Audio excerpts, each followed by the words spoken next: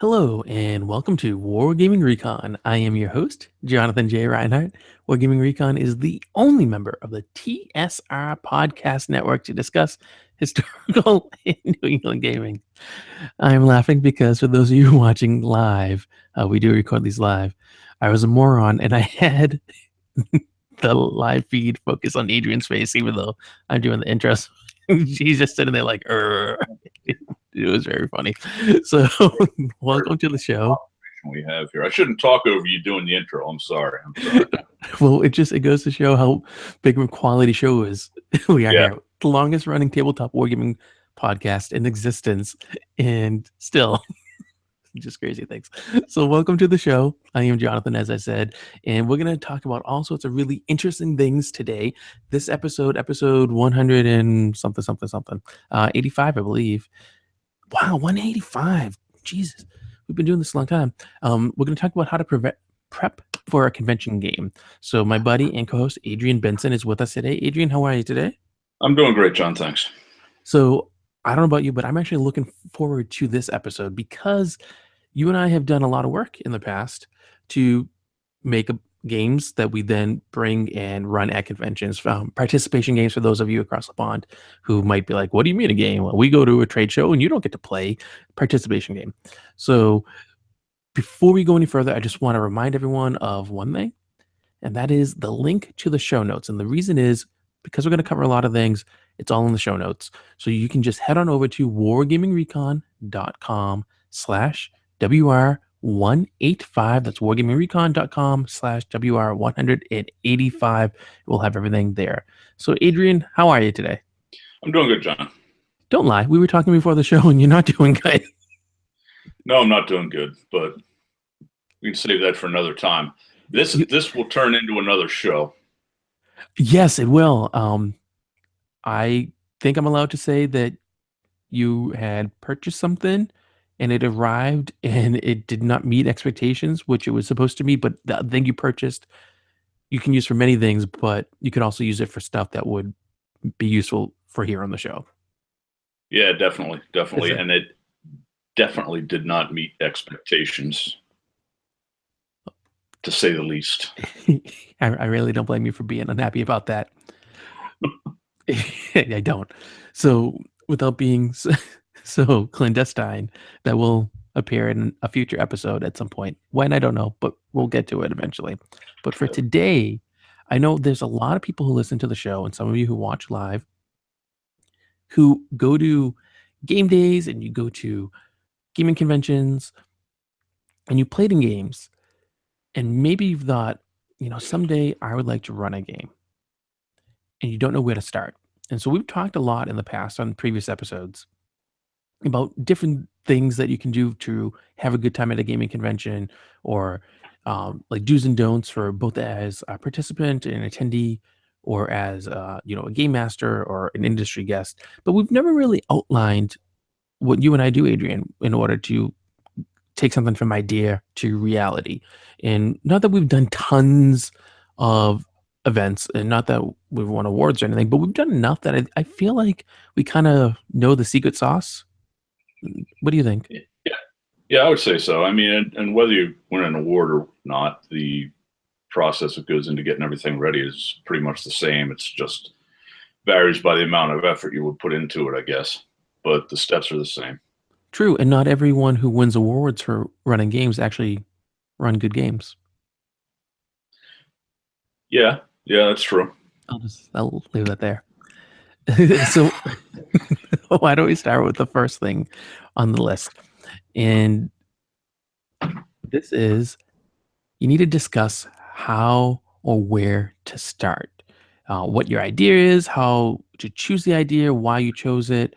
And presumably this doesn't matter whether it's you singular or you like a group of you who are doing this. So Adrian, you and I tend to do stuff, and there might be other people who work with us, but we're kind of the core group of people who organize the stuff.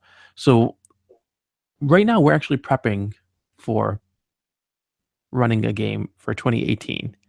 We're prepping for it. We are prepping for it. Let's wait till we get to that point.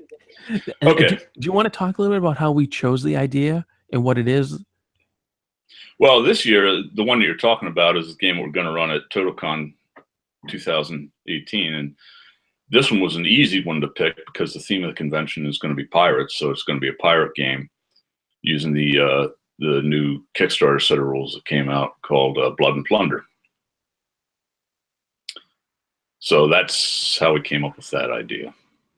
And in the past, we've done other things. We've done a lot of black powder games. We've done a bolt action one.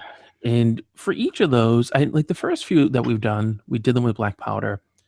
And I think, if my recollection is correct, we went that way because a buddy of ours, Court, had models already painted for them. So we didn't have to worry about it. It was 15 mil. And black powder was a Yeah, set of rules that we were familiar with.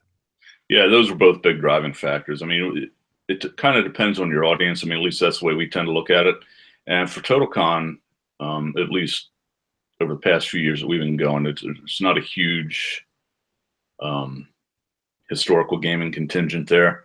So we try to pick stuff that's going to be easy, which black powder is an easy set of rules to pick up, and stuff that's going to be of at least passing local interest. So the first game we ever ran at TotalCon was black powder, and it was an American Civil War scenario. Yeah, like cities and courts, 15 millimeter Civil War figs.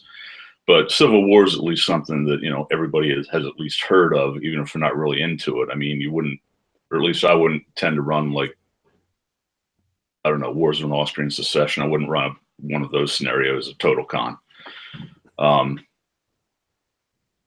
We did a Revolutionary War scenario, which that's obviously a big thing in New England. French and Indian War, we did one of those too, with muskets and tomahawks. We did do French and Indian War with muskets and tomahawks, but that was the primary, at least I think the primary draw there was the scale of it. We did that one in 54 millimeter with the Armies and Plastics miniatures. So it was a decent looking table. It was big toys, well painted, lots of fun, lots of eye candy, I guess. I don't know if the French and Indian War was necessarily a big draw, but I think the scale was. And I think each of these kind of illustrates the fact that you can have different approaches to the initial step. So, with the first games with the black powder for Rev War and also American Civil War, we were like, hey, this is new to us rule set that we liked black powder. And we thought it would be fun and easy for people to do something that we felt comfortable with. And we also already had access to a lot of the material ready to use. So it wouldn't require a lot of work. And for a first time, it was handy because that way, like you're not anguishing over everything. And then with French and Indian War, we actually, if I remember right, we were at the Hobby Bunker game day, and we were going down one of the aisles, the 54 mil aisle, and I was like, "Hey, look at these! They're colored plastic, so you don't have to paint them, and they're cheap." And so you're like, "They are cheap," and we just kind of talking. We're like, "Hey, we can run a game with them because they're cheap. So let's buy a bunch because they're cheap." And then with bolt action, it was kind of a similar reason to doing stuff with black powder. You got interested in bolt action first, actually, because you had seen it at a lot of conventions and you liked it. And you're like, this is fun. We should run it because it kind of plays like a World War II movie. And so that was a different avenue for us to kind of do with that. And this whole Blood and Plunder thing is being driven by, yet again, if you go into a convention, they might have a theme or it might be a special anniversary of something. So actually the Civil War stuff we did, I think that was on an anniversary of the Civil War. And so we kind of hit on those high points for it to get that idea and to go forward. So having something where you're comfortable with it, or you already have the stuff, or it's going to fit a theme, I think those are kind of key points. Or if it's just really affordable, it has to fit your wallet too. Because, I mean, if you have this idea to run a game and it's going to look fantastic, it's going to look amazing, but if it's going to cost like hundreds or thousands of dollars and you can't afford that, then don't do it because you'll end up just half-assing it. And so it's not going to be great. Yeah. I mean, I think most of the guys that tend to run games, certainly the other conventions we tend to go to, like Huzzah and Havoc, most of the guys that run stuff there have pretty extensive collections of figures. They've been gaming for a while. But if you had just gotten into a game, really enjoyed it, and have been going to conventions for a while and decided that you wanted to run this game at a convention, then yeah, that's good advice. That's one of the reasons we picked Bolt Action to run this past year, was because there's a skirmish level game. We didn't have to we didn't have to paint all that many figures in order to make it happen. So that's the other thing too, is it's not just the expense that you have to put into it, but the amount of work you have to put into getting the models and everything ready to go. Well, in one of our buddies and co-hosts, Alex Christopoulos, actually prefers to play in GM skirmish games, not at conventions yet. I'm working on them, but just as a rule, because it takes less time to paint, it takes less time to assemble. You Yeah. need fewer pieces of scenery and terrain, and it uses less money and less time. And so he has this dungeon crawl kind of freeform Frostgrave esque minus the winter aspect of it, sort of open world thing. And he's been on the show talking about it. And for him to run it as a game, I think part of the draw for him would be it's a smaller game, so you can do it in a smaller time slot. So some conventions, TotalCon, for example, in the past, they used to do it where attendees paid per time block. So they would buy tickets in addition to the entrance fee, and it was like X dollars per ticket for covering like time blocks of 2 hours. So a game like Adrian, like you and I run, tends to be 4 hours, so that's two time blocks. So it's going to cost someone a lot more to play in our game than in Alex's game because he could do it in 2 hours. And Yeah. so I think that has a higher chance, especially if it's your first time and you're unknown to this convention, a higher chance of you actually getting people to play in your game. But not all conventions are like that. You go to something like Huzzah or actually TotalCon nowadays, they don't do that at all. It's just you pay one entrance fee and you get in, you play as many games as you want for however many time slots are. And Havoc's the same way, but every convention is kind of different. So it's important to know the rules of the convention that you go into and how they handle this sort of stuff because you want to give yourself as much of a chance to actually do well with it because you put all this time and effort in. And if you're a newbie, it's hard, right? Because not everyone plays. Like they Yeah. come, but they're not going to see. Like the first few times we did it, I don't know about you, but I was really worried about people actually showing up and like actually playing in the game. I was like, all this work happened, and is anyone going to even show? So I was a little neurotic about it. Yeah, it was definitely a concern, especially the first time. I was a little bit less so the second time around. But yeah, I mean, it's always a concern. I mean, as we know, that people registering for games and not showing up and actually playing the game is one of our pet peeves. So It is, which was another episode of the show. Look in the show notes. So after you get all these ideas and you know what you're going to do, we get Blood and Plunder, whatever yours is going to be. You then need to go into the next steps, the continued steps. And so that's everything that happens after you have the initial idea and you write down initial idea. This is what we're going to do. Blood and Pirates is your idea, right? For us. So next steps for us was, well, what set of rules can we do for it? And this was kind of coupled in the beginning for us where you were like Blood and Plunder. And so what made you pick Blood and Plunder? Because you get full credit for this. because it's so cool. Well, okay. So I never heard of Blood and Plunder before you mentioned it. And I was just like, okay. And I looked it up and I saw it was a Kickstarter and I was like, okay, the pictures look neat, but Yeah. it doesn't tell me anything. But I was like, I'm going to trust Adrian because you've never steered me wrong with the game yet. You should trust Adrian. You should always trust Adrian. Unless it's for ASL, in which, although I'll still play because I promised. All right. So, I mean, you never know. But like, I knew, okay, you wanted to do this. We're going to give it a try and see how it goes. And that if you said it was going to be good, I knew it would be good. But like, what made you realize, oh, it's cool or that it's going to be good? Well, there was a lot of hype around the Kickstarter. They put up a bunch of gameplay videos and whatnot. I liked them on Facebook, so all the different clubs and everybody who are playing the game tend to put up a lot of after action report type things and gameplay videos. And then when I got the rules and read through it, I was just like, it's really kind of the perfect convention game because the mechanics are simple. The theme is obviously something most people can get into, pirates.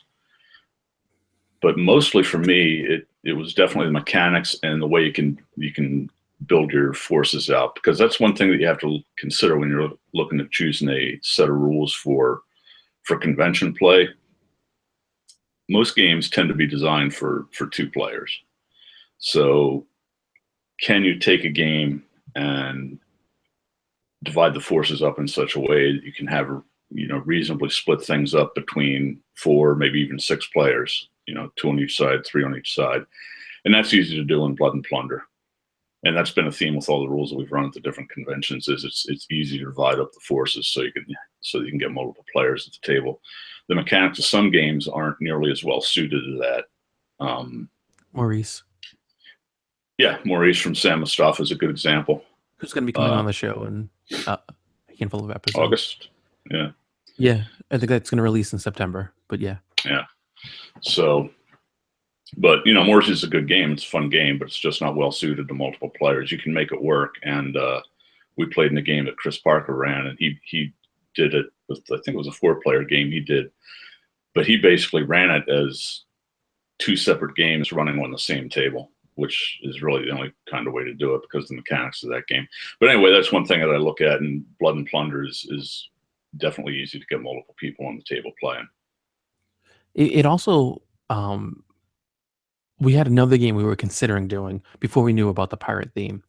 But this other game that we were going to be doing, we were trying to figure out how to adapt a portion of it because there is a secret theme for Total Con that we can't really publicly talk about that only applies to certain people in events. And so we try to figure out how to get that secret theme to work with this other rule set. And it was going to be kind of a stretch, but you give me enough time and I can find a way to make anything work from a PR sense. But with this Blood and Plunder, it actually is easier for us to do it because it's a little more freeform in that regard. It's not as strict with historical accuracy or things of that sort. So we could have a little more freedom to use the secret theme, which we have to use. And so it works on that other level too. But the pirate thing, I think, was really for me the clincher because you talked about it. I was like, okay, you said the rules are good and it's going to be a good game. And part of me was still like, I want to do the other thing though. But then I thought about it. I was like, okay, the pirate theme, like, how can we not do a pirate thing? Because like this year, I didn't even know they had a theme. It was the Wild West. I didn't even know about it. I never realized that they had themes every year. Yeah. So we did a World War II game, which is as far from, and I got to say, not many people did themed games for it. But you go to something like Huzzah, and they tend to. So you have a lot of themed games for it. And like this year, it was different because it was a big anniversary for Stalingrad. So they did the Stalingrad theme with a bunch of games based off it. So it was kind of nice to have that sort of thing. But depending on the convention, they really hit those themes. So having this Blood and Plunder for us was really handy, actually. A great timing of everything. Yeah. Because Blood and Plunder, you can obviously play it, using historical pirates and whatnot. But it's when you read the rules and play the game, it's really more of a pirate movie than it is historical pirates. So yeah, it'll be easy to work that theme into the game. I'll leave the details of that up to you. Which it's why I'm here. And speaking of why I'm here, one of the continued steps is actually a division of labor. And if there's one of you doing the game, then, well, you know who's doing everything, right? But if there's multiple of you, if there's like a team of people, there's a group of friends or whatever, it can be tricky to try to figure out who's going to do what. Because you have like this, it's like being part of any team. What kind of dynamic are you going to have? Are you going to have one person taking on a leadership role and saying, okay, you do this and you do that and you do this? Or are you going to have people just kind of be like, no, I'll do this and it's my turn. I'll do this. And I really want to do that. And how do you deal with that? So I think we've worked out a system that goes really well for us, Adrian. And yeah, our system is pretty smooth. It works really nicely. I was expecting a joke at my expense, actually. Well, the joke is coming when I go into the details of what our system actually is. Okay. Should I do that now? Well, let me outline it, and then you can go into. So what we've done, it really depends on who is going to be participating in organizing the game. So when in the past it was Court, you and I, Court kind of did some of the painting and stuff because he had the models and he just needed to do touch-ups or whatever. Yeah.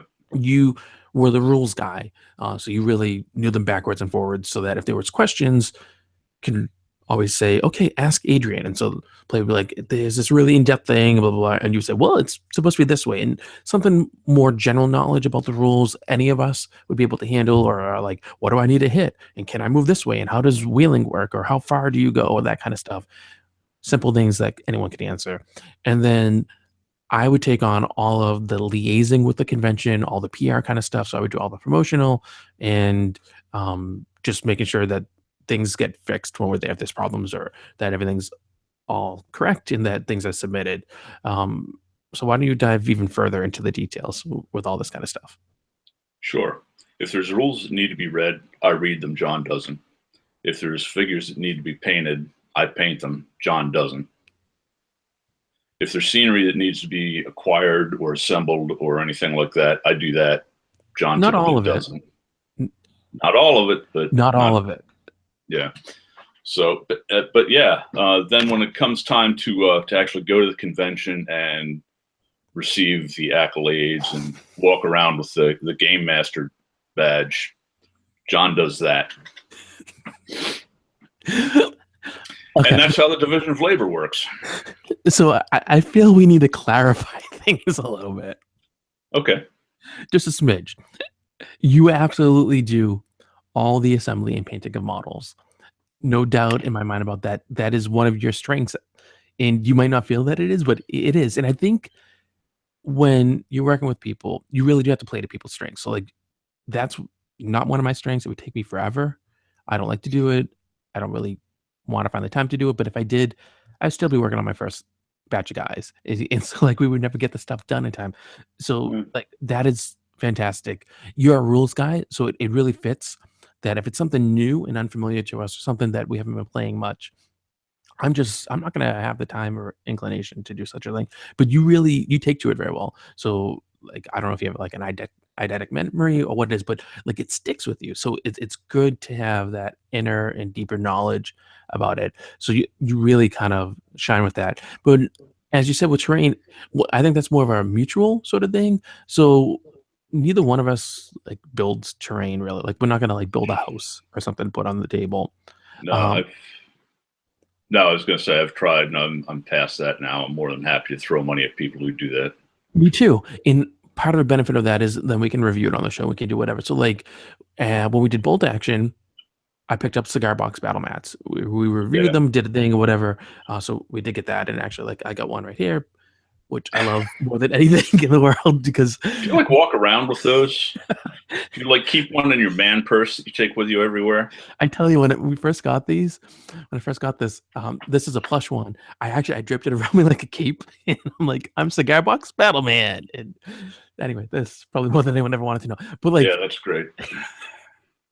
So like I got that in, I get trained and kind of helped introduce us to the whole wargaming terrain sort of thing and picked up a lot of that. And you have too, you recently picked up tons of it.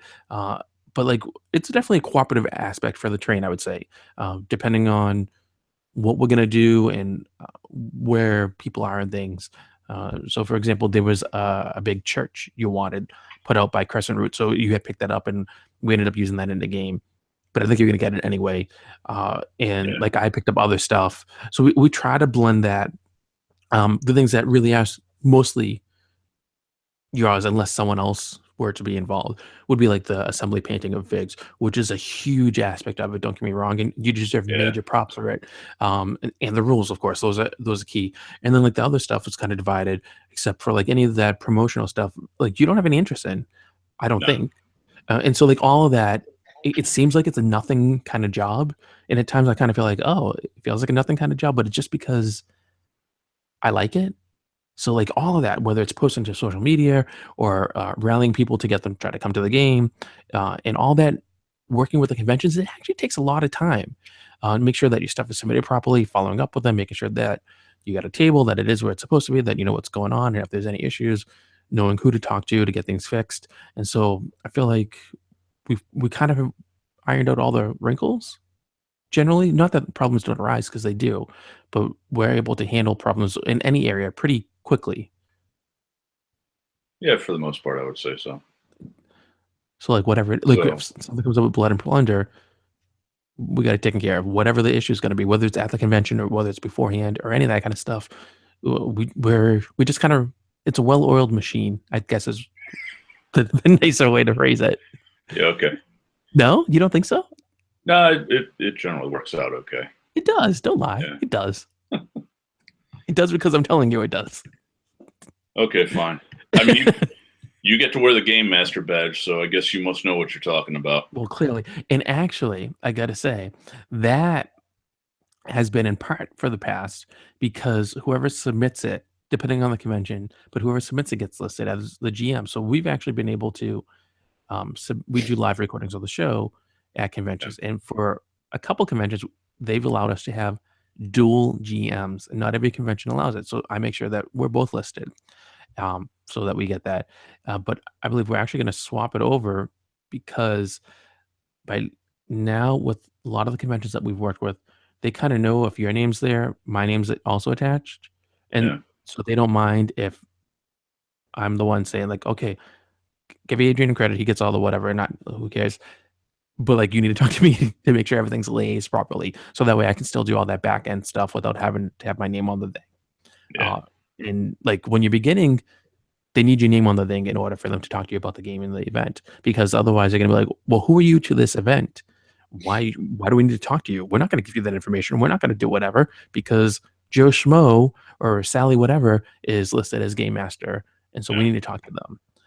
But like, I think they know that we're a group. They know us as the podcast now, and so any one of us, they're like, we'll talk to any one of you about any of this kind of stuff. So it's okay. So I think we're able to flip that around so that you can actually take the spotlight, since it seems to matter so much to you to have that limelight on you and all the accolades. And you know what? I'm going to just give you a little round of applause right now. You are pissing me off. No, but seriously, I agree. I think a large portion of the work is all that painting of models and that kind of stuff. And so why shouldn't you be listed?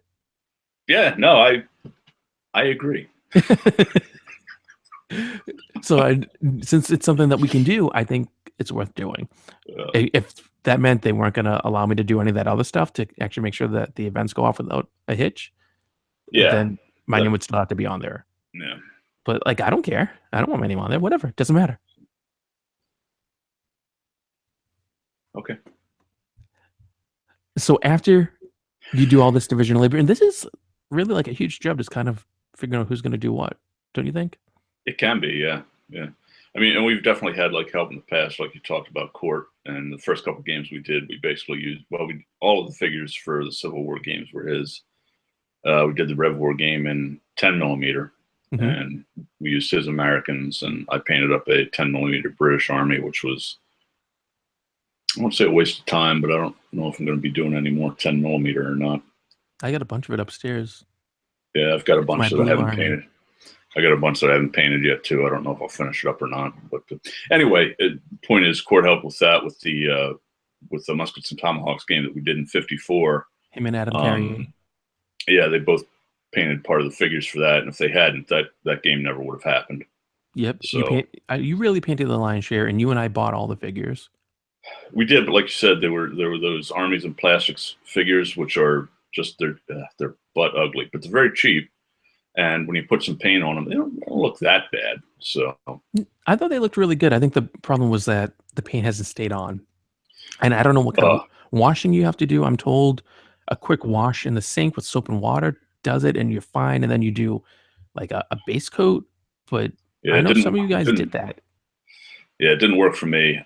Court said to use after the fact. He said that you're better off. You know, you've got to wash them, but he said to use auto primer.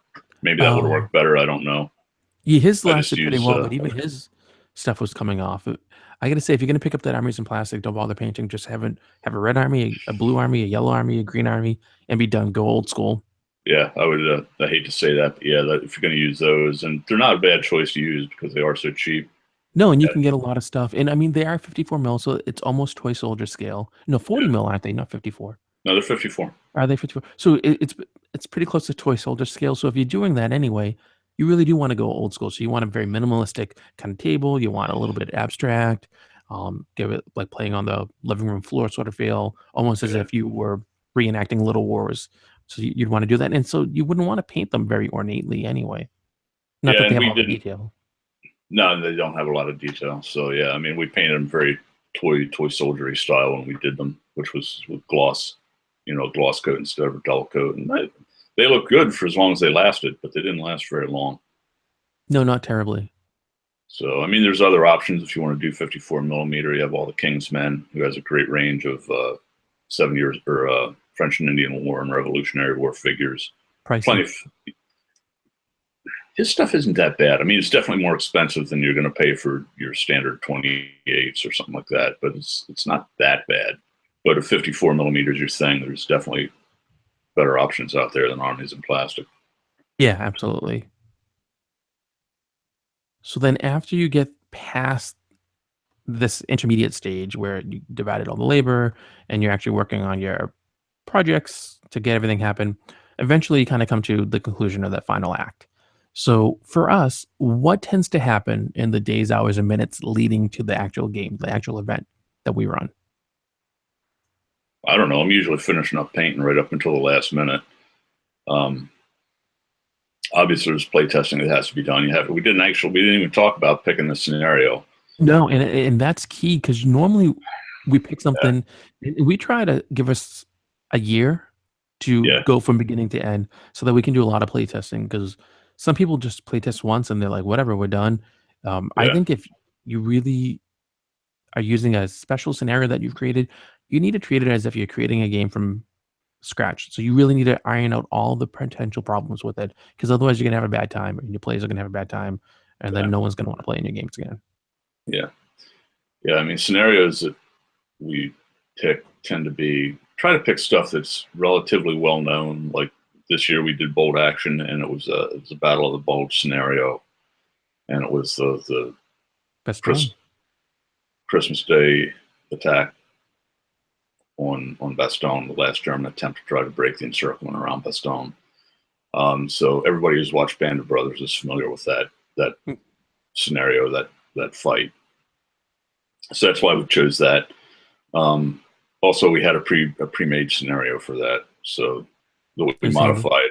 Yeah, we modified a bit, but still, we didn't have to go up with anything from scratch.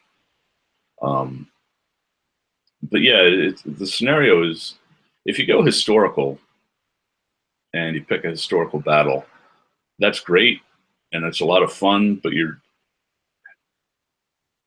got to make sure you pick one that's not one-sided because there's plenty of those that are fun to play from a gaming standpoint, but it doesn't make for a very enjoyable convention game. Basically, you want each side to have a fair chance of winning. Not every real battle offers you that opportunity. So that's one of the primary considerations. If you're going to pick a historic scenario, if you're going to make one up on your own, then obviously you can do whatever you want to do. But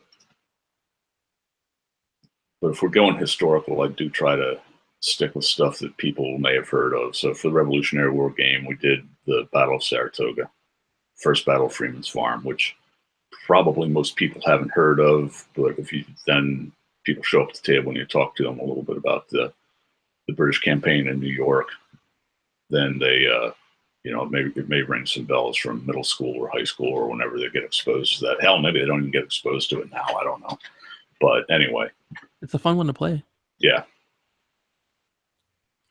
So, but balance is the primary thing in the scenario. You want each side to have a fair chance to meet whatever their victory criteria is. You don't want one side to get steamrolled, and that might happen anyway because I mean the ultimate arbiter of what happens in the game is the dice, and anything can happen. But you can't really account for that. No, that's true. So I think that covers playtesting. And as you said, you're painting basically until it's time for you to leave to go to the convention. I've never seen you actually paint at a convention, like when you're staying there. No, Some people do though. some do, but if I don't have something finished, then it's not. We're just going to modify the scenario and not use whatever that unit was. Hmm. For me, That I hasn't do happened though. no, and actually, even if you're in a painting funk, you actually kind of rally, um, knowing that it's getting closer. I don't know how you do, but you've managed to be like, okay, It, we've it, got like 2, 3 units that have to be painted, like say 40 guys or 60 guys or whatever, yeah, and you get them done. yeah, it kind of blows, but you got to look at it like a job at that point. But you know, painting's They not really fun for me anyway, so it's always kind of like a job. But Your stuff always looks good though. yeah, anyway, that's why I'm painting pirates as we speak. So that we're hopefully not going to be doing any of that last minute like I did this year with the bold action guys. We'll see. For me, I have like an initial rush when we first have the idea. So I make sure I write everything down and I take notes during our play testing and all that kind of stuff to try to get the details. There's a bit of quiet period other than, just kind of following up and seeing how things are going and actual play testing and that sort of stuff. But then it picks up again when conventions allow you to submit your events. And depending on the convention, those can be anywhere from 1 or 2 months beforehand, maybe three, depending. They don't go too far in advance, but far enough. Because some of them print actual like event books that they give out, and so they get to go to the publishers and stuff like that. Yeah. And then it quiets down unless we have any actual last minute play testing or that kind of stuff. And then probably for the 2 weeks or 3 weeks before the actual convention, from then on out, I go into a full mode of just promoting the heck out of it, whether I'm talking about it on the podcast or using social media or with people I know, following up with the convention to make sure that things are in there. And by this point, they usually have released the event listings and online, if nothing else. So I'm always trying to verify that everything on there is what I thought it was supposed to be. And I usually hound them at this point. And they probably don't like it. But I usually hound them at this point to find out if they know what table or what room it's going to be in, because some of these conventions, they take up a lot of rooms. So Yeah. where we're actually going to be located, if they're really sure that they have all the stuff to give to us that we say we need. In the past, when we've run games, we've needed like electrical outlets and things of that sort. So we've needed to be on a periphery of a room. We might have needed extra tables. When you're doing minis, you need a place to put the models. You don't want them on the floor because people are going to kick them. You might not be able to put them under the table. So I kind of handle them about that. But it's a delicate balance because, I mean, they're in their final push too to get everything ready so they can bring all their crap to the convention Yeah. to actually put it on for everyone. So like, I don't want to be a jerk and be like every day, oh, so how's our stuff? Next day, how's our stuff? Hey, did you? Because then nobody likes you. Right. And we certainly don't want that, although you might have that problem anyway. I might, but I'm told people like me. I'm very likable, I'm a personable guy. People get along with me. I care. Yeah, me So too. yes, you do. So I do that kind of push, and then like the day or two before, there's another push where I'm like, hey, here's the event or whatever. In some conventions, actually, they let you know in advance, or you can figure it out at least with some of them. If your event is sold out, so if the event isn't sold out, I'm like, hey, we still have spots, blah blah. Blah, come and sign up and all that kind of stuff. And if we are sold out, I actually switch to promoting events for other people. So Yeah. they're like Mike Payne, who's part of the show. He does his stuff all the time, and sometimes he's full, sometimes he's not. It's a great game. So like I'll promote his stuff, or like people who've been guests on the show or other friends that we have at conventions and that kind of stuff. I'll be like, oh, look for these people, look for them, and try to have like a general list. Because some people come into these cons and they've never been to before. So they don't know who is going to give them a good event to run. So I try Yeah. to spread the love for all that. And then when it's actually at the convention, I'm still working, believe it or not, doing this promotional kind of stuff and liaising with the con organizers still. So like this year, it's not a game, but I think it's still applicable. We were doing a live recording at Huzzah. And so we were at Huzzah and I'm there with my family. And throughout the weekend, I was like, oh, by the way, do you know where you're going to put us? We don't need a lot of space, but we need an outlet, need access to the internet. Like, where are we gonna go?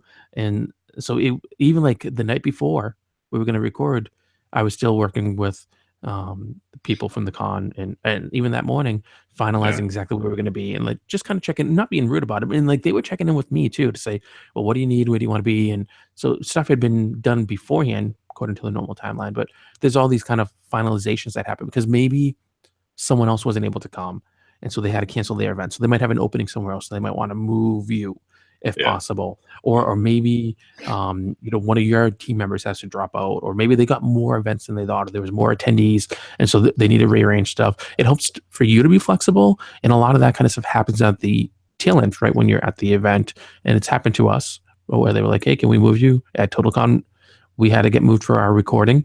We, Yeah. we did that as an event in the bolt action, so we were able to kind of adjust that. And that was literally hours before we were going to do it. It was an on the fly kind of thing.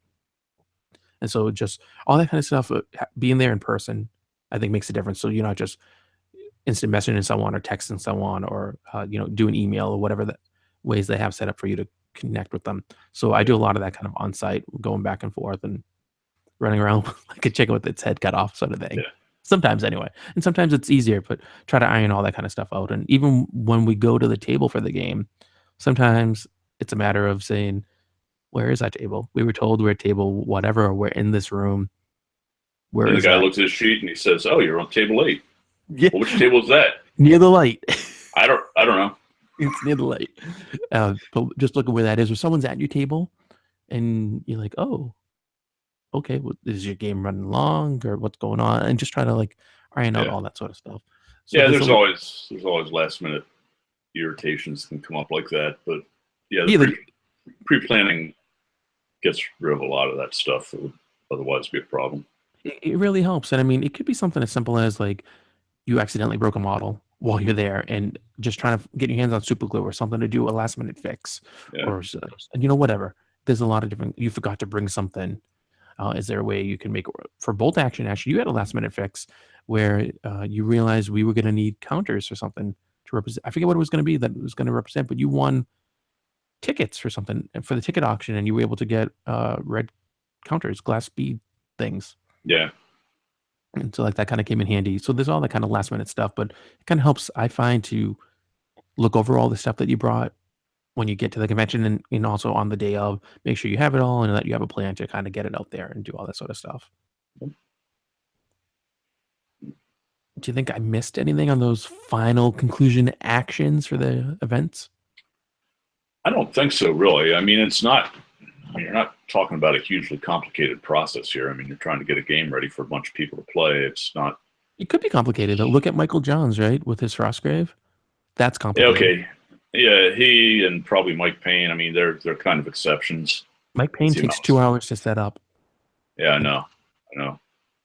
So I Like mean, I start to get cranky if the game actually lasts 2 hours. No way I'm taking 2 hours to set up. But that's just me. they Yeah, I mean look great. they're kind of yeah, they do. They definitely do. They're kind of exceptions to the rule, though. I mean, there's more that you have to take into consideration, obviously, when you're taking a game to a convention. But for the most part, it's not too much different than getting a game ready for your club night or a bunch of friends to play. No, just a Except for larger scale. larger scale, and except for the administrative crap that goes along with going to a convention. Mm-hmm. So, One thing we didn't discuss was cost. We kind of alluded to it, other than to say, there is a cost to this kind of stuff, but there's definitely a financial and a time cost, if not other things. yeah. Do you want to dive into some of that sort of stuff with Well, extra stuff? I mean, that's kind of one of the problems with our hobby is it's not really a cheap hobby to get into. I mean, all told, with between the scenery and the paints and a couple of books that I bought, uh, the figures, all the models and everything, it was probably just for me to do the bolt action game. It was probably $700. Yeah, I definitely had a few hundred into it myself. Yeah. So now that's not the end of the world, because obviously you can use that stuff over and over again. You buy it once, you never have to buy it again. But to get started, like and this is what we did this year. I'd played bolt action a lot, but didn't really own anything for it. Enjoyed the game enough that I wanted to, play it with our group and also run it at the convention. It's like, well, obviously it's time to start buying models and scenery to go with it. And it's a big investment to make it at the start. Now, you don't have to spend that much money. I mean, if you're talented and you have time and you don't get frustrated with things not working the way you want them to, which I tend to do, then a lot of the scenery and stuff that we laid out money for, you can build it yourself. Like I said, I've tried that. It never turns out the way I want it to look. It cost me, like I said, $700-800 to put that game on at TotalCon this year, and I'm fine with that. I'm more than happy to throw money at somebody else to do the scenery work for me. I'm not doing it anymore. Well, you and I, we were just playing a game of bolt action the other day, and I looked down at the table and I said to you, we get a lot of money's worth of stuff here. And I think you and I figured it was what, like $350 worth of just like terrain and that kind of stuff on the table. Yeah. I mean, that was, And that was just for a regular game. But like you said, you don't need to have all this stuff to do it. You can just go to your local fabric store and get felt. Yeah. This color represents a forest. This color represents rough terrain. This color represents a river. And get a big thing, you get it cheap, you cut it out yourself. you're done, and you put your money towards models. You don't even need models. There's a lot of print and play rule sets, Aurelian, for example, Yeah. where you have unit tiles, which you can buy or you print out from the rules, get some cardstock, you cut them out, and you can go a very abstract 2D kind of thing. So you don't even need to paint models. You don't even need to buy them. You can do whatever. Or board game. If you're running a board game event, you're outlaying from the board game, but you don't have to have all this other kind of stuff. So the No. game cost you like $80, Yeah. but like that's it. Yeah, you don't have to lay all that money out, at least not all at once. I mean, the terrain is just representational anyway. It's like, like I said, if you're playing a board game, it's just represents the terrain that you're moving across. Your river doesn't have to look like a river. If you want to, you just use a strip of blue felt. That's perfectly fine as long as you know what it is. It doesn't have a visual appeal, but you can get your game on the table a whole lot faster for a whole lot less money doing that than going to the expense that we did. Yeah, and if it's your first few times running a game at a convention, you might, even if you can afford to do the expensive approach, you might want to do the less expensive one just to kind of see if you even like running games at conventions, because you don't want to Yeah, outlay all that cash and stuff in it. And yeah. any monies you have, presumably, if you're doing it, it's because you like the hobby anyway and you play the games anyway. But any money you Well, have, you're gonna want to put into the models, I presume. well, that's the thing. You don't want to lay out all that money if it's going to be a one-time thing. If it's like, you buy all that stuff and then you put the game on, or you play the, even if it's just for your group at home, you play the game. It's like, this game kind of sucks. Then you waste a lot of money. You're never, yeah, don't do that. Yeah, definitely do the cheaper stand-in route first. But that is a big drawback of the hobby. It's like people go to the conventions or whatever, or just walk into a local game store and maybe they don't know what the heck gaming is, and they just stumble into a store. Excuse me. Stumble into a store just to see what it's all about, what's going on. And I mean, I see it happen at Battleground down in Norton all the time, because in that shopping plaza, it's got the supermarket next to it. There's restaurants and stuff around. Moms will wander in with their kids, and it's like you'll be there playing these games. And it's like, how do you get involved in all this? And they get the wrong impression looking at some of the tables. You don't have to spend that much money. No, but then they're like, okay, we'll give it a try, and then they discover it's $20 for a measuring tape. If you get at the game store, don't get at the game store, but if you get at the game store, or it's like $9 for a set of 6 dice or something like that. All that other kind of stuff, it's like $15 for pliers or side cutters or whatever to trim the models off. Or never mind the cost of paintbrushes or the paints themselves. Like, Yeah. and then the models, depending on the manufacturer, like if you do, and we don't, but if you were to do Games Workshop, heaven forbid, don't. But if you do, then it's okay if you do, but not for us. But if you do Games Workshop, you get like 12 guys for $50. Yeah, it's crazy expensive. So I mean, it takes a while. It's not a cheap hobby by any, but you can do it on the cheap. We actually did an episode, I think it was episode 84. Yeah. Wargaming on the cheap, ways that you can do it more affordably.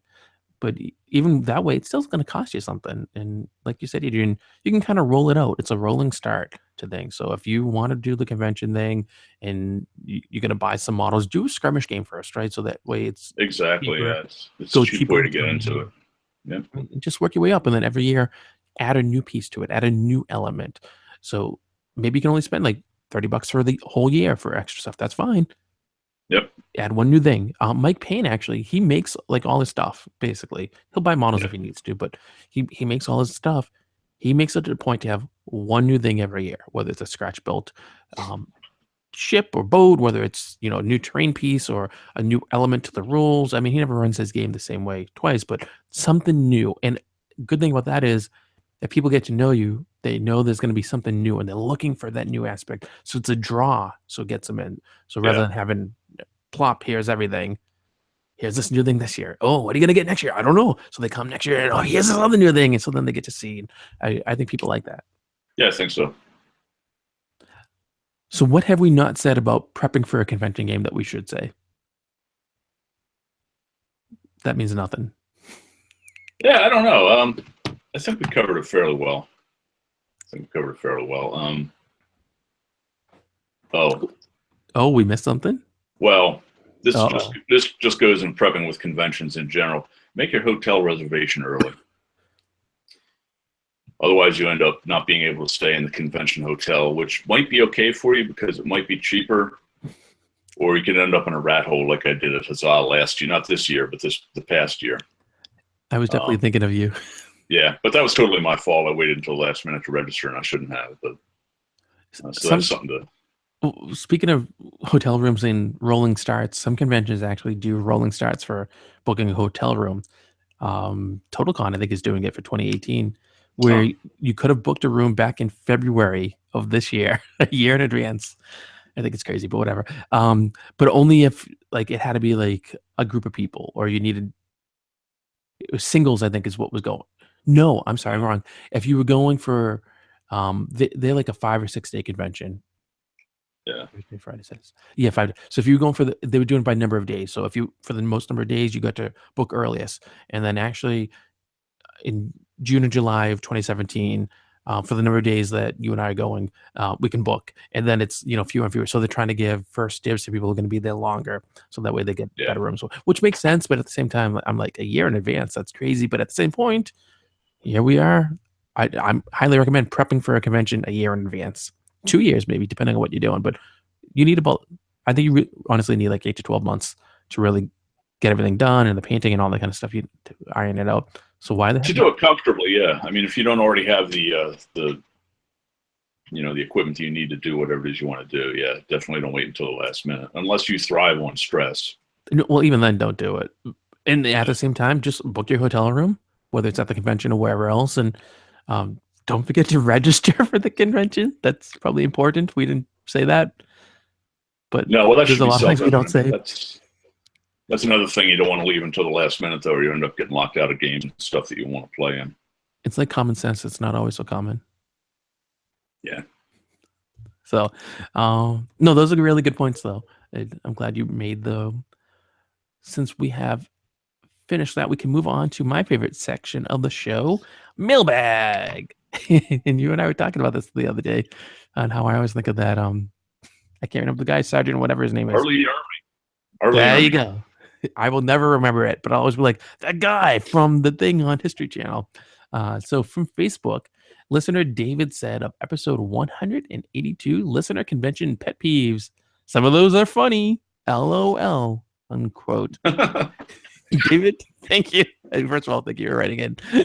I want to echo your response, Adrian. They were.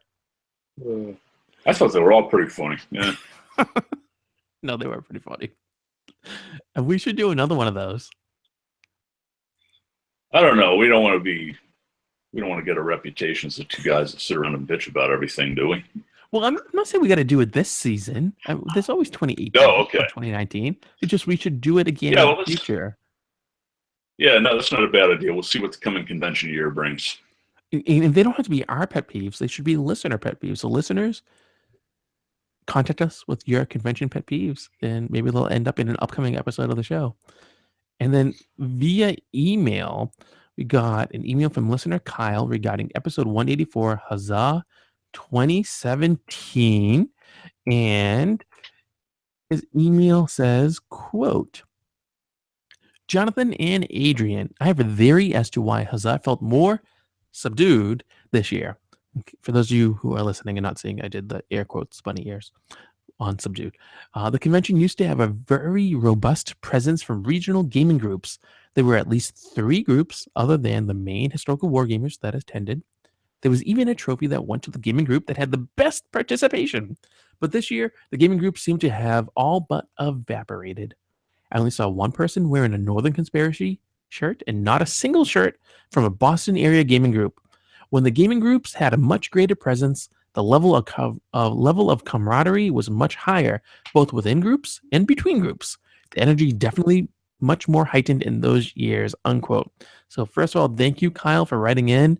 And if you haven't listened to episode 184 yet, Adrian, I think you actually brought it up about the tone of the convention was subdued.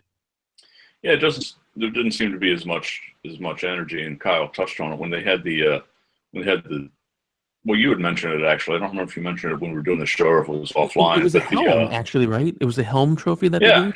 Yeah, that they would give to would be awarded, and everybody would stop when they gave the award out, and everybody would yell huzzah and all. And it was, unless I was asleep for it, I didn't see any of that happening this year. They still gave the awards for like best in slot, but but yeah, there just wasn't any of the other. I hesitate to call it antics, but any of the other stuff going on that had happened in past years. I'm not sure why that was. I mean, I think the official theme for the convention this year was or was supposed to be the British colonial period. Oh, So that's right. India, It was, wasn't it? I think so. Yeah. So like India and South Africa, the Empire. Uh, but then the Stalingrad games, which were amazing, I They think really kind took of over. yeah, I think they kind of took over from that, and I don't know if it was official or unofficial, but I didn't even see that many colonial period games. I saw two, I think, that the people were running. I mean, there may have been more. I certainly wasn't everywhere all at once, but I only saw two. So I don't know. Maybe it was just an exception this year because of the last minute. Well, it wasn't exactly last minute because of the Stalingrad um, focus for the 75th anniversary or what. But maybe we'll get back to it next year. I don't know. Yeah, I mean, I missed a lot of the convention because going with one's family it can't be there very often. So I didn't get to see a lot. So I could have missed if they gave out the trophy. Um, but you're right. In the past, there would be a theme, and all the clubs would agree to do something. It was a club participation game. So Yeah, all the and clubs maybe would do stuff. So they'd be like, they'd get figures donated from somewhere, Warlord or whoever. Here's 100 Vikings. Remember they did the Viking one? Here's 100 Vikings, whatever. Here, who's going to sign yeah, up and take some? And this club would do that, and this would do that, or whatever. And then they'd all come in yeah, together, and who played in the most games and who did what or whatever. And like you said, you start with huzzah! And I missed it. So it could have yeah, happened, but I didn't see it. And yeah. I didn't see it, and it's possible that they didn't. They may have presented it and maybe didn't get the buy-in from the clubs this year for whatever reason. I don't know. I have no idea what happened. But it could be, I mean, we're all getting older, and maybe it's harder for all of us to do. I don't know. I don't know.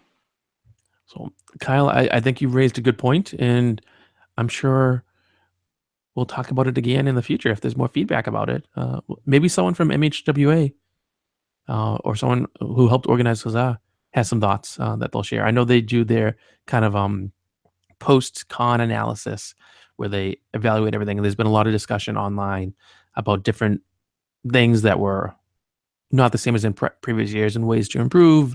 I think the convention was great. I got to say, I Yeah, it loved it. was. It was. It always is. But it was definitely different from years past, which isn't necessarily a bad thing either. But Mm-mm. No, but I mean, maybe they'll release something like, "Hey, we noticed a different vibe, and here you go. This is what we think it was," and so forth and so forth. yeah, Who knows? So, thank you, Kyle, for writing in, and we have some announcements to make. So, the Hobby Bunker Game Day will be August 26th, 2017, and you and I are going to be there. We're going to be playing one or more games, yeah. and we're trying to see if it's possible for us to do a live show there as well. And I don't know details about that. You and I are still kind of talking about it. May or may not be possible, but we'll see. It might be a thing. Either way, I hope all of you get a chance to go. Hobby Bunker is a great game store. You'll have a lot of fun playing games there. They're very well run. They got good GMs. It's only what, $5 to get in? Is that right? Yeah, I think that's what it was last year. So you can play all day. They start when the store opens at 10, 9, 10, something like that. Goes until 11 at night or so. Yeah, all day. So it's really good. And then we've kind of alluded to this in the past and kind of talked a little bit about it, but we're going to officially discuss this now. Wargaming Recon is coming to you on video. So if you're listening to this, you listen to the audio podcast, which is always going to continue. It's always going to be free. It's not going to cost you anything.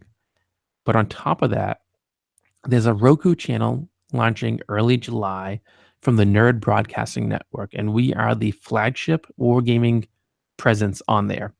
So they're going to create the channel, we create the content. A fellow podcast from the TSR Podcast Network, the Mythwits, is also going to be spearheading the launch, and they're going to focus on all the things that they do. And the channel will include things like film, sci-fi, horror. It'll have gaming content, cosplay stuff, TV series, shorts. I think they got some old Flash Gordon kind of things and documentaries and all that kind of stuff. Eventually, the launch will then spread out onto Amazon Fire, Apple TV, Google Play, and all of that kind of stuff. And we're going to have specific Wargaming Recon content. So when we record the podcast, we record it live usually, and there's video content of almost every episode. So right now, if you were to go onto this Roku channel or on a YouTube channel or any of that kind of stuff, you could find the video of this, and you can see me doing this, and you can see Adrian sitting there just listening and being polite. But it gets more interesting. But so we're going to release that as well. So we'll have the video, the audio podcast, but we're going to have extra stuff. So there'll be things like unboxing videos. We've done a lot of unboxing videos. For example, recently I did an unboxing of a bolt action army that came, and Adrian, you and I did a dual box unboxing. I did that, and you did some rules. So like that'll be on there. There'll be actual play content of us playing games, tutorials on terrain making. We're gonna have coverage from events, vlogging, and all that sort of stuff. So you get really a whole kind of other side of the show there. So it's not going to replace what we do for the audio podcasts. I can't stress that enough. That will always exist, and eventually we might even be able to get the audio only submitted through the Roku channel. But they want to start with the video content first, so you get the video of the podcast. But the audio will maybe eventually be able to go on there as well. So I don't know why you want to listen to audio when you watch TV, but maybe you do. I don't know. So you can get that. That's where you can go on your TV and you can see the things that we do. People love that actual play content. So I think that could be big. And I'm really excited about it. And I think you're excited about it too, Adrian. Yeah, I am actually. It should be a good time. It's going to be a lot.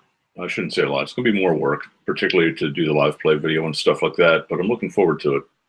Actual play. Yeah. Okay, actual play. It won't be live play. Live play would suck. Nobody will want to watch that. It'd be 6 hours of us saying, "Where in the rules is that?" Yeah, hold on. Let me look that up real quick. Or me saying, "Do I need a 3 or a 4 to hit?" Yeah. Because that's what I always say. Like we played bolt action. It was like, what do I need to hit? Do I need to roll a 3? And you're like, roll a 5 or better. And I'm like, okay. You're like, roll a 5 or better. And then you question me as if you know the rules. Well, but see, I never remember that to hit or to save stuff. That was always my downfall with those GW games. I really need to hit a 6. Are you sure? I'll tell you what. You go read the freaking rules, and then you can take on my responsibilities. I never remember that kind of stuff. I'm just like, tell me what I need to hit. Tell me what I need to wound or need to save. It's just I want to move the figures around and do whatever. So, but you're right. It'd be hecka boring. So yeah. I think what we're planning to do is we'll record the video and then we'll, like a documentary, we'll pretend to be Morgan Freeman, but not sound as cool. And we'll take the video, we'll watch it, and then narrate over it. And be like, and it's not going to be like say 6 hours of the game. We'll take, key turns or highlights or whatever. So it'll be, I don't know, maybe 20 minutes or half an hour at most, something like that from a 6 hour game. Yeah, and just like, here's this thing that's really cool. And it's like, zoom in, look at the figures. Oh, and unit, blah, blah, blah, is doing such and such. Obviously more interesting than that, but something along those lines, I think. Hopefully more interesting than that, because that's not very interesting at all. That was terrible. You can say that. It was awful. But it's okay for the audio. Yeah, we'll be doing that. And what else do we have coming up? Gotta thank our Patreon backers. So Patrick, Chris Parker from dayofbattlegames.com, and Kyle from Vermont. Thank you for your support and being part of our Patreon community, which is a great way to both support the show and also be part of this exclusive community of people who like the show and want to help continue to make it happen. But then also you kind of get backstage access to all of us here. And you can become a Patreon backer for as little as $1 per month, less than a cup of coffee, actually. So that gets you behind the scenes content. It gets you episodes before everyone else. And depending on the level at which you back, you get other cool things.